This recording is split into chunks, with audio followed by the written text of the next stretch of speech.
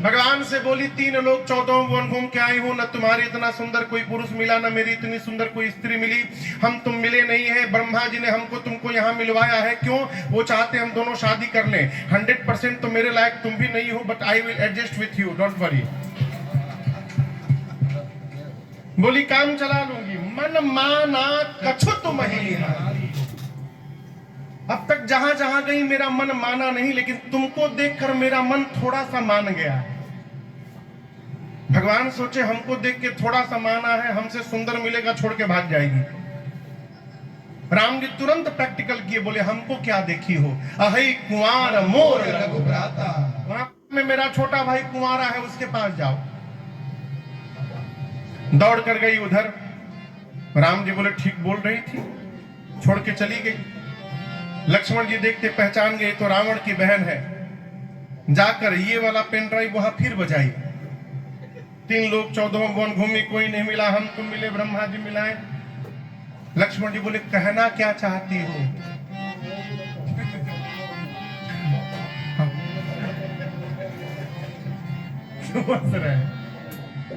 लक्ष्मण जी बोले कहना क्या चाहती हो? हमको तुम ठीक से जानती हो? बोली उधर जो बैठे हैं बोल रहे थे आप कुमार हैं। बोले लक्ष्मण जी बोले हम कुमार नहीं है, हम बस मारत हैं। वो कहते हैं हम मारत हैं। अच्छा शादी क्यों करना चाहती हो? बोली रानी बनना है। लक्ष्मण जी बोले हमारा परिचय सुन लो। सुंदरी सुन मैं उनकर दासा, वो जो भेजे हैं मैं उनका दास हूं। तो बोली वो कौन है? वो प्रभु समर्थ कौशलपुर राजा, वो राजा है। उनसे विवाह करोगी तो रानी बन जाओगी, हमारे साथ करोगी दासी बन जाओगी। तुम्हारा चॉइस है, बताओ क्या बनना है, रानी बनना है कि दासी बनना है? बोली हमको तो रानी बनना है। लक्ष्मण जी बोले खड़ी क्यों हो जाओ। फिर गई राम जी के पास। राम जी बोले पढ़ाया तुम पढ़ ली?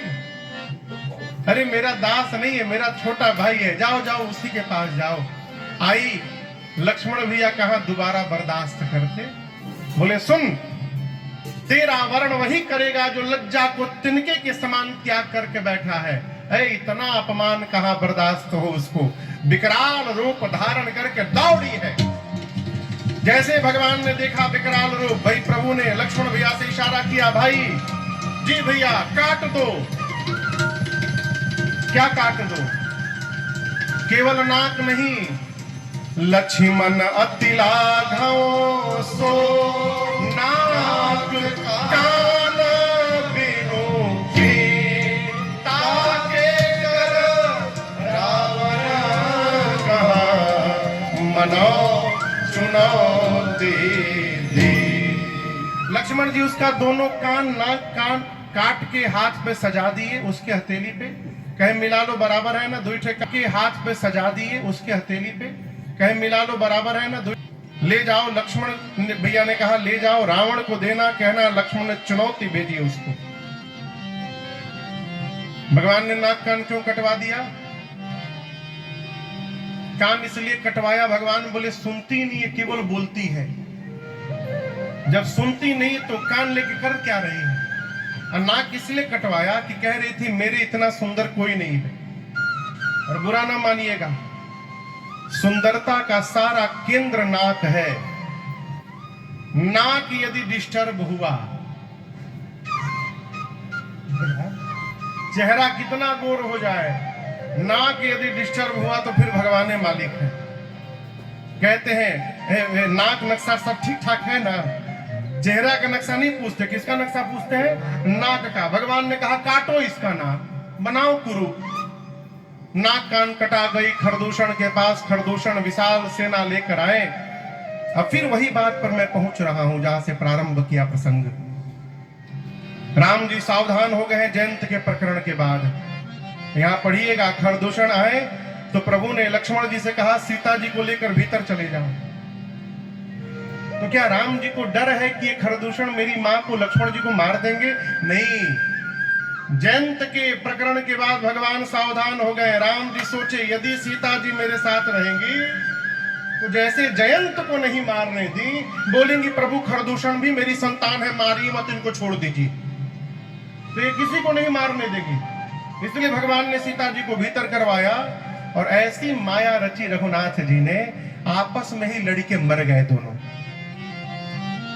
शूर्पणखा जाकर रावण पर चिल्लाई। रावण जब सुना कि खरदूषण मर गए, ये बड़ी अद्भुत बात है। यहां प्रसंग आप लोग समझते हैं कि रावण भगवान को जानता नहीं है। रावण एकांत में जाकर चिंतन करता है। खरदूषण मोहि सम बलवंता, अति नहीं कुमार बिनु भगवंता। खरदूषण कहता, रावण कहता है कि जितना बल रावण तुम्हारे भीतर है उतना ही बल खरदूषण में भी था। भगवान को छोड़कर दूसरा उनको कोई मार नहीं सकता। खरदूषण मर गए हैं, इसका केवल और केवल एक अर्थ है कि भगवान ने धरती पर अवतार ले लिया है। अब रावण परेशान, भगवान आ गए हैं, उद्धार कैसे होगा? तुरंत उठाया माला, लगा माला जपने। अभी आधा माला जपा था, तब तक कुछ चाटन हुआ मन में और माला उसके हाथ से नीचे गिर गई। फिर कहता, ओह मेरा तामसी शरीर है ना, भजन में मन ही नहीं लगेगा मेरा, अब भजन नहीं कर पाऊंगा। भगवान आ गए हैं तो उद्धार कैसे होगा? रावण लगा छटपटाने। जब कोई उपाय नहीं दिखा उसको, तो निर्णय करता है, भजन नहीं कर सकता हूं तो क्या हुआ, युद्ध तो कर ही सकता हूं। मैं राम से अपनी ओर से जाकर युद्ध करूंगा और राम के बाण से प्राण का त्याग करके एक दिन रावण भी मुक्त हो जाएगा। ये रावण ने निर्णय किया। इसका अर्थ है कि रावण भी भगवान को जानता है, उसके पास कोई उपाय नहीं है युद्ध छोड़कर, भजन कर ही नहीं पाएगा। चला मारीच के पास। इधर एकांत पाकर प्रभु ने, देखिए रावण की कोई क्षमता नहीं है कि वो मेरी मां को ले जा सके। रावण मेरी मां का हरण नहीं किया था।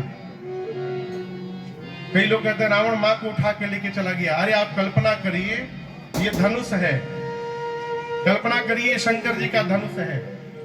जिस धनुष को मेरी मां अपने बाएं कर में उठा ली, रावण उस धनुष को तो उठा ही नहीं पाया, वो मेरी मां को क्या खाक उठाएगा?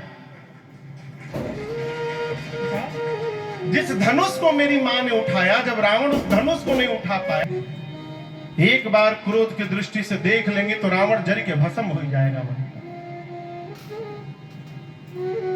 भगवान ने लीला रची। प्रभु ने कहा, सीता जी जब तक रावण कोई अपराध नहीं करेगा मेरे प्रति, मैं मार नहीं सकता उसको, वो आपको लंका ले नहीं जा सकता।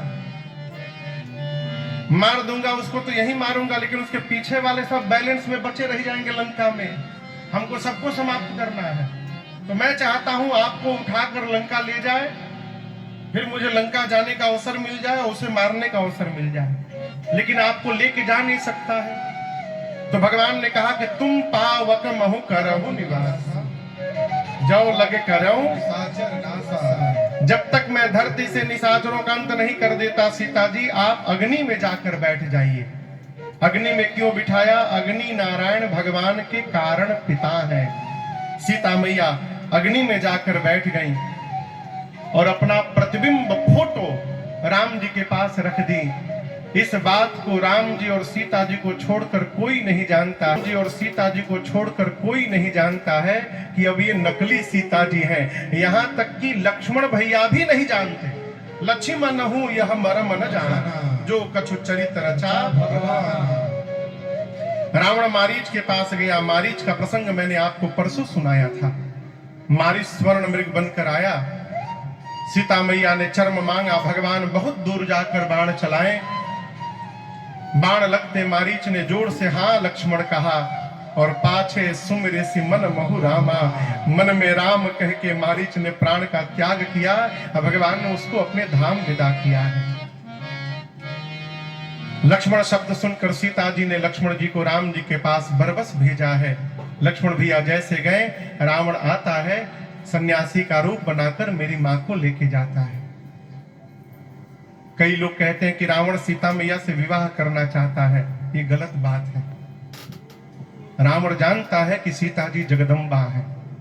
आप मानस पढ़िएगा, हरण करने से पहले रावण ने सीता मैया के चरणों में मानसिक प्रणाम किया। गोस्वामी जी कहते हैं, मनमहु चरण बंदी सुख माना। मन ही मन प्रणाम करता है सीता मैया को, मन में कहता है, मां मैं चाहूं तो इसी वन में राम से युद्ध करके मुक्त हो सकता हूं, लेकिन मैं तो मुक्त हो जाऊंगा, लंका में जो बैठे हैं मेरे पीछे वाले वो कैसे मुक्त होंगे? उनको मुक्त कराने के लिए राम जी को वहां जाना पड़ेगा, और जब तक आप नहीं चलेंगी तब तक राम जी वहां आने वाले नहीं हैं। इसलिए हम सबको गति देने के लिए जगदम्बा है आप मां, आपको चलना पड़ेगा। ये मन में बोला, ऊपर से विलेन बना हुआ है, आंख तरेर रहा है। पुष्पक विमान में भर के लेकर गया मां को। मार्ग में गीधराज जटायु जी से युद्ध हुआ है। जटायु जी को आप लोग जानते हैं, जिस समय जटायु जी लड़े उस समय उनकी उम्र 60,000 वर्ष की है। 60,000 वर्ष, वृद्ध हो चुके हैं। दौड़े रावण की ओर। आप दर्शन करिए, जीवन में पहली बार किसी ने रावण को दुष्ट बोला। दशानन नहीं कहा, रावण नहीं कहा, रावण जी नहीं कहा, पंडित नहीं कहा, रे रे दुष्ट हाड़ की न होई। रावण सुना, मुझे किसने दुष्ट कह दिया पहली बार। जटायु जी गए, और गोस्वामी जी कहते हैं, इतना मारा है चोंच से। किसने? जटायु जी ने। चोचन मार बिदारे सिदेही।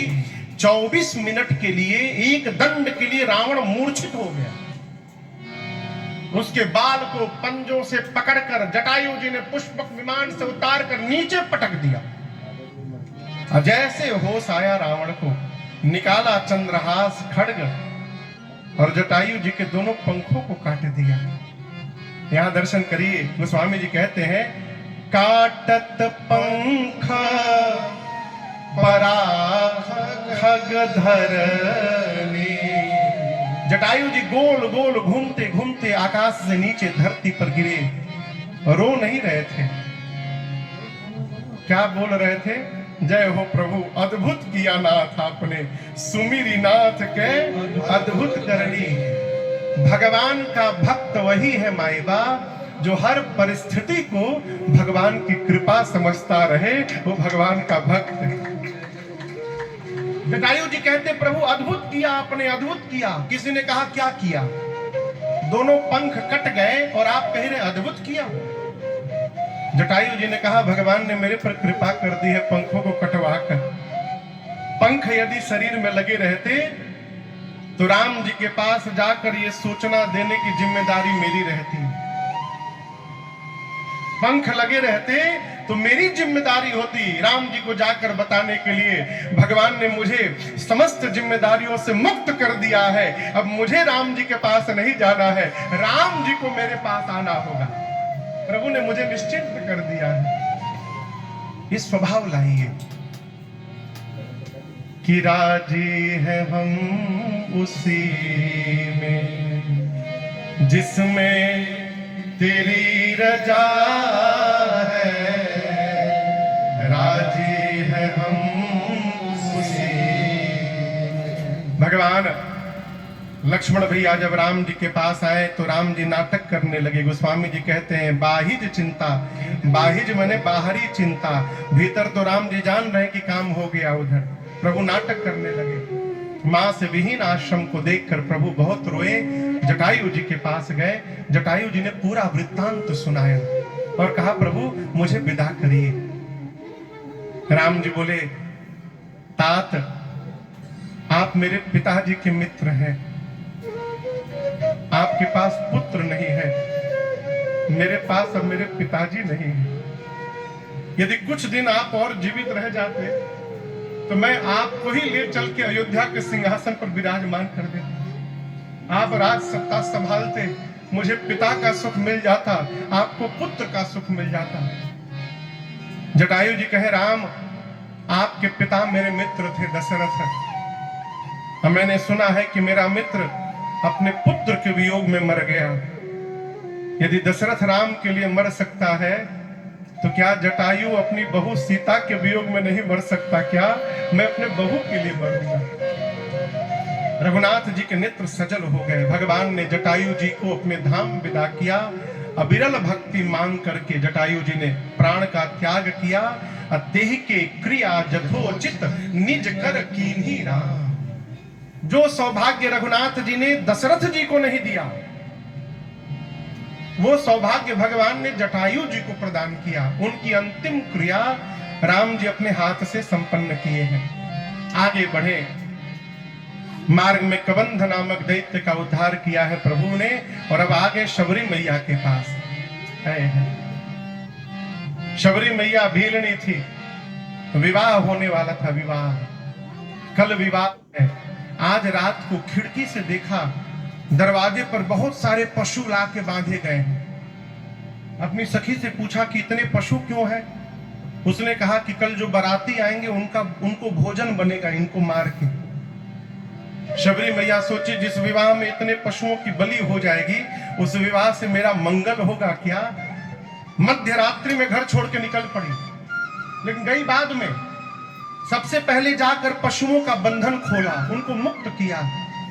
जब पशु मुक्त हुए तो सारे पशु रोते रोते शबरी मैया को आशीर्वाद दिए। शबरी, आज आपने हमारा बंधन खोला है, हम आशीर्वाद देते हैं, एक दिन भगवान आपका बंधन खोलने आपके पास आएंगे, हमारा आशीर्वाद है। पहुंच गई मतंग ऋषि के पास, सेवा किया, और जाते जाते मतंग ऋषि ने कहा, बेटी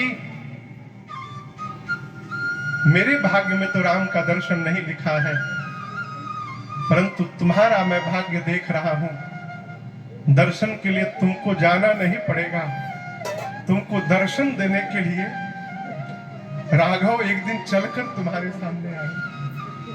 यही प्रतीक्षा करना। और आपको बताऊं, जिस समय मतंग ऋषि ने मेरी मां शबरी को यह बात कही, उस समय मेरी शबरी मैया की अवस्था युवा अवस्था थी। हम आपसे कह दे कि हम आपके घर आएंगे, कितने दिन प्रतीक्षा करेंगे? 1 साल, 2 साल, 5 साल, फिर कह देंगे कि लगता है महाराज ने झूठ कह दिया। लेकिन आपको बताऊं, शबरी मैया प्रतीक्षा करते करते बूढ़ी हो गई। वर्षों बीत गए,